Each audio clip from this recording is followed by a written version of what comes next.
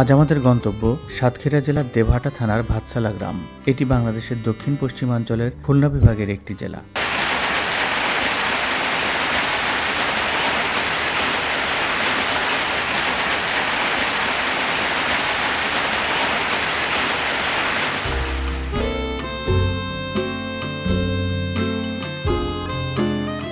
শান্ত, স্নিগ্ধ, নিরিবিলি এক প্রশান্তির পরশ এনে দেবে সাতক্ষীরা জেলার এই ভাতসালা গ্রাম।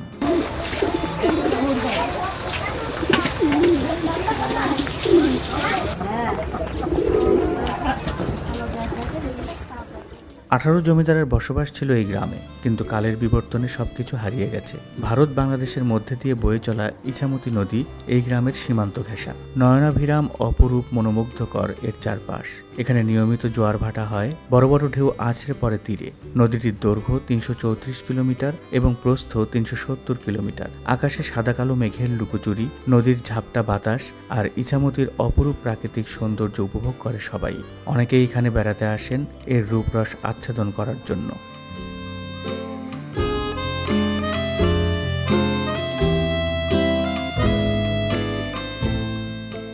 আমি ঢাকায় থাকি, 2 দিনের জন্য গ্রামে এসেছি। ছোটবেলায় আমি একা আসতাম, বাবা মার সাথে আসতাম। গ্রামটা আসলে খুবই ভালো লাগে, কারণ ঢাকায় আমরা যে পরিবেশে থাকি তার থেকে গ্রামটা খুবই সুন্দর একটা পরিবেশ। এখানে পরিচ্ছন্ন সবুজ একটা পরিবেশ, আর এই ওয়েদারটা আরও সুন্দর। আমার 2 ছেলে, আমি ছেলেদেরকেও নিয়ে আসি। আসলে গ্রামের পরিবেশটা তাদের জানাও খুব জরুরি।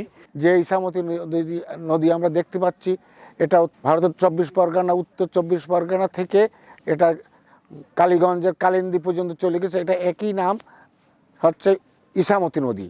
এই ইছামতি নদী এত চওড়া ছিল যে আমরা এখান থেকে এই নদী এপার থেকে ডাক দিলে আমরা শুনতে পেতাম না। অত্যন্ত স্রোত ছিল, এই স্রোতের জন্য আমরা সেখানে অনেক সময় খেলাধুলো করেছি, নদী পার করেছি, সাঁতার দিয়েছি, কিন্তু এই সুন্দর লীলাভূমি আমি তো দিতে পারি না।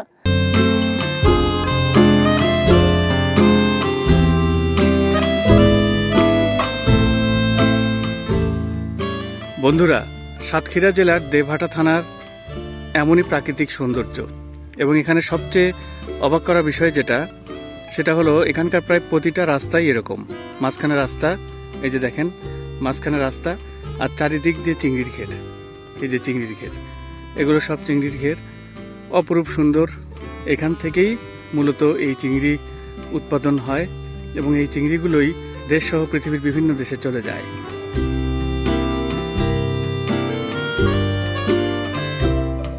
এখানে প্রতিটি ভোর হয় জীবন এবং জীবিকার আঙিনায়, যার কেন্দ্রবিন্দু সাদা সোনা নামে পরিচিত বাগদা চিংড়ি ও বিভিন্ন ধরনের নোনা পানির মাছ। মাছই এই গ্রামের প্রধান অর্থনৈতিক সম্পদ।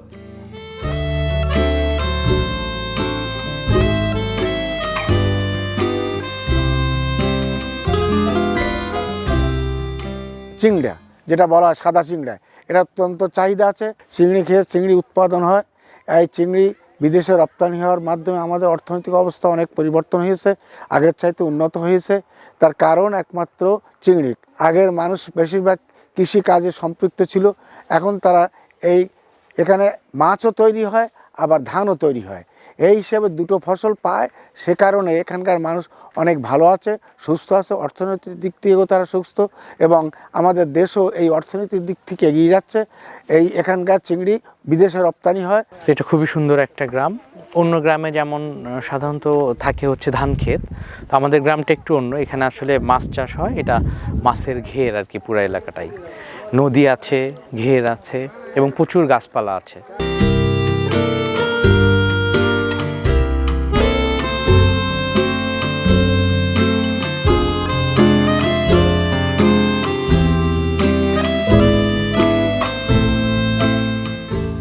শৈশব মানেই দুরন্তপনা। সেই দুরন্তপনা আর প্রকৃতির আলিঙ্গনেই বেড়ে ওঠে এখানকার শৈশব। এখানে তারা পায় সোনালি রোদের আলো, বর্ণিল মেঘের ছায়া, রংধনুর আলোর ঝলকানি এবং নির্মল দামাল বাতাসের দমকা।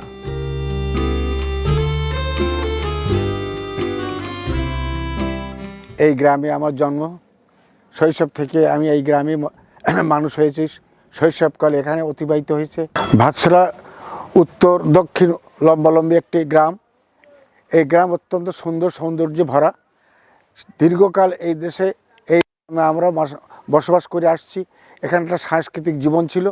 আমরা এখানে বিশেষ করে অত্যন্ত ধর্ম নিরপেক্ষ হিসেবে আমরা বসবাস করি।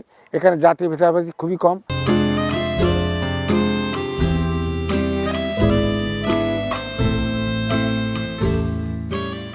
সাতক্ষীরা জেলার দক্ষিণ পশ্চিম প্রান্ত জুড়ে দেভাটা থানার ভাতসালা গ্রামের অবস্থান। এই উপজেলার উত্তরে রয়েছে সাতক্ষীরা সদর উপজেলা, দক্ষিণে কালীগঞ্জ উপজেলা, পূর্বে আশাশুনি এবং পশ্চিমে ইছামতি নদী, যার ওপারেই আছে ভারতের পশ্চিমবঙ্গ। 176 বর্গ কিলোমিটারের দেভাটা উপজেলায় মোট জনসংখ্যা প্রায় 1.25 লক্ষ। 1919 সালে দেভাটা থানা প্রতিষ্ঠিত হয়। এখানে নদী এবং মানুষের জীবন মিলেমিশে একাকার। প্রাকৃতিক সৌন্দর্য এবং জীবন প্রকৃতিতে সাতক্ষীরার ভাতসালা গ্রাম অতুলনীয়।